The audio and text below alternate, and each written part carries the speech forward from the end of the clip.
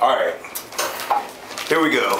I've been wanting to talk about college basketball, and maybe we'll get to it today. I'm gonna let this one run for a little while, but my friends on Facebook brought up a good point, and I want to ask you about this. Somebody said Derrick Rose is a better leader than LeBron James. What does that mean? Is that something that we have to think about? Do we need to... I don't know what it means. I don't know what that means either. And what facet is he a better? I mean, because he's the point guard? Well, I think of LeBron James as still a point forward.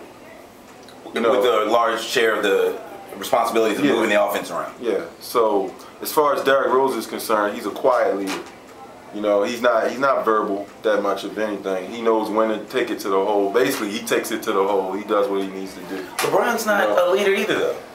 Well, quiet leader, or he is a quiet leader. Is the point. Yeah, he has Dwayne Wade to help him out also. You know what I mean? That brings me to a good point. I'm starting to get a theory about these Heat. They're such a dynamic situation. What do you think about this?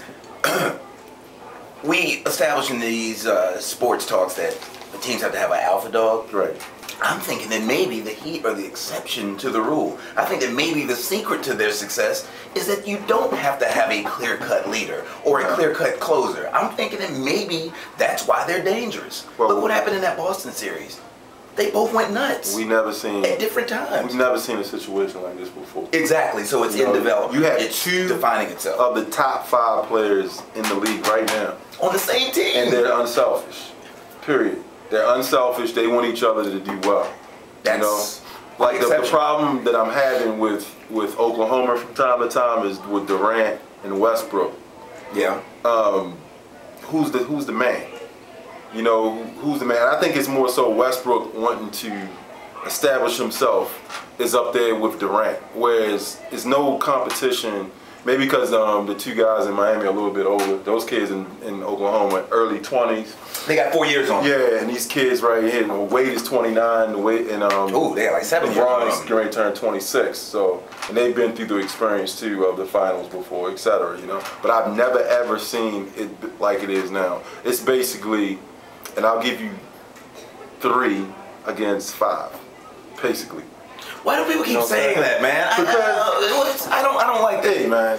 Because James Jones hit a big 3-pointer. No, Anthony gets lots of rebounds. You can put anybody with those 3 right now. I mean, Mike Miller, Mike Bibby.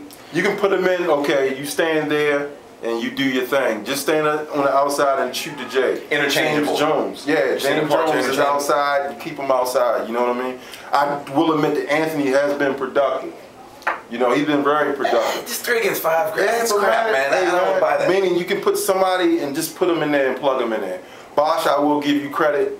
Bosh did what I told you he had to do yesterday. He had to get 11 rebounds. He did it. And 14 points. It's his game. And that's what Garnett got, by the way. They had the same numbers. That's a stalemate. Right, but like I told you, Garnett's 35 with the 35 to be. He don't count no more. Well, look, it's a half-baked theory. This is an ongoing development. Just pay attention to the fact that because they are 2 of the 5 best players in the NBA, they might not have to have clear-cut defining roles on that team for their success. That's all I'm going to say about that. Yeah, I definitely agree. I mean, they've done well, man. They know how to play off each other a lot better now, too. I got an interesting one about Kobe, man. I just, again, all these things keep popping in my head.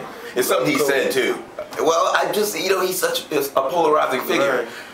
I've got it now. I've got what I've been trying to explain to you as far as Kobe's relationship with his teammates and Jordan's relationship with his teammates. Kobe didn't practice a lot this year.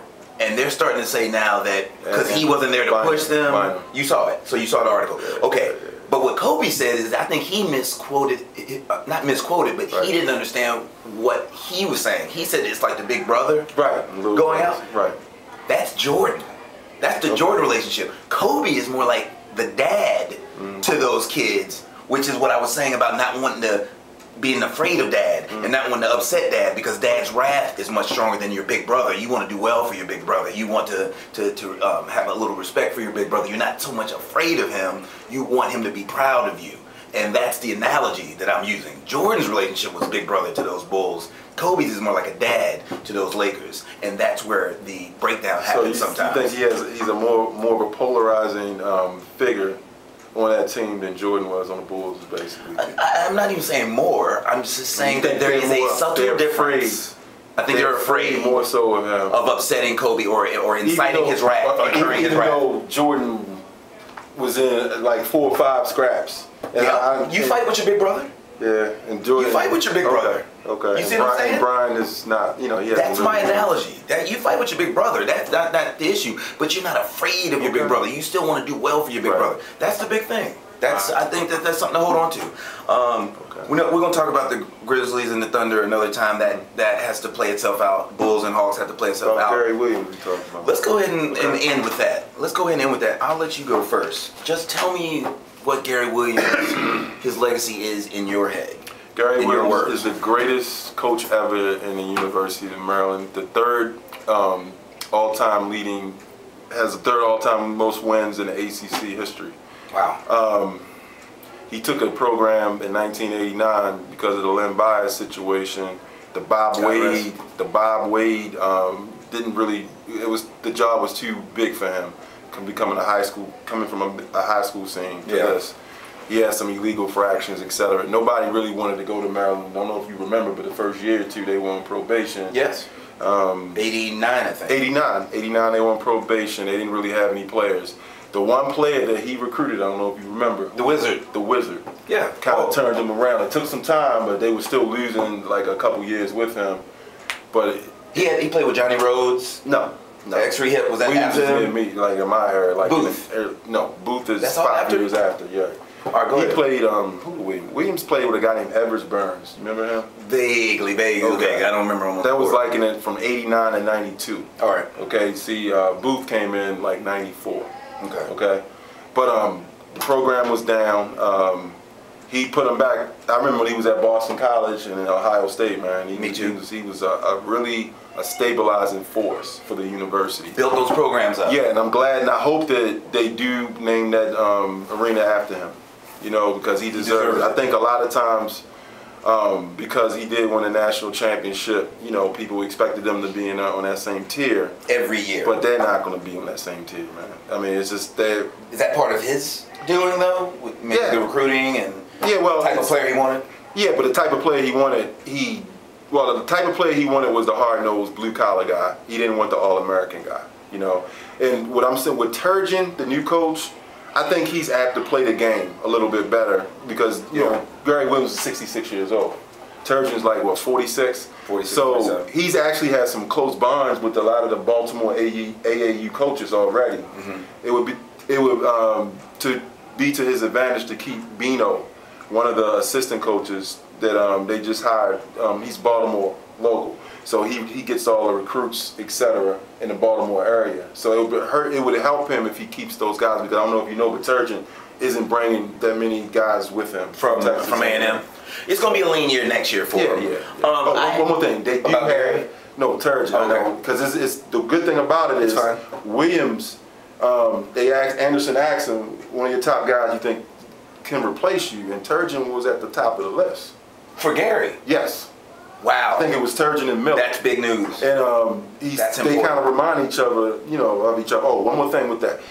They have the #2 ranked center for the 2012 class. Okay. So he's a junior now. Shaquille, named after Shaquille O'Neal. He's a junior now. And it was between Texas A&M and Maryland when Turgeon was there. So he's going to Maryland. Right, so he's going to go to Maryland. So he's already got his hands dirty. You hear that, Terps fans? So it's good to go. It's up and coming. Right. My last thing, my take on Gary Williams, you can say what you wanted about the recruiting thing. That's been beaten all over. I think that guy enjoyed recruiting a certain type of player and then turning them into champions, knocking down Duke, knocking down Carolina, knocking down the #1 seeds every year. I think that he took that as a personal challenge. Dixon. Yeah.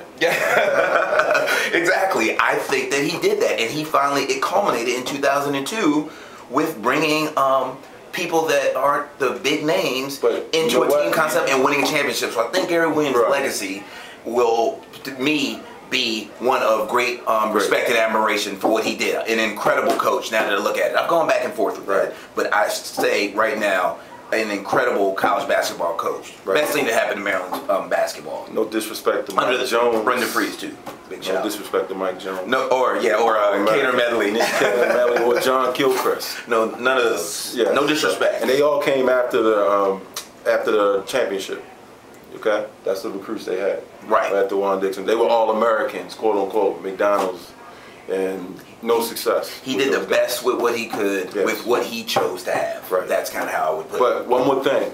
All right. If Jordan Williams would have stayed, the guy, the beat writer from Maryland, said that definitely he would have stayed one more year. If what? If Jordan Williams would have stayed. Then Gary would have stayed? Yes. Interesting point, Turks fan.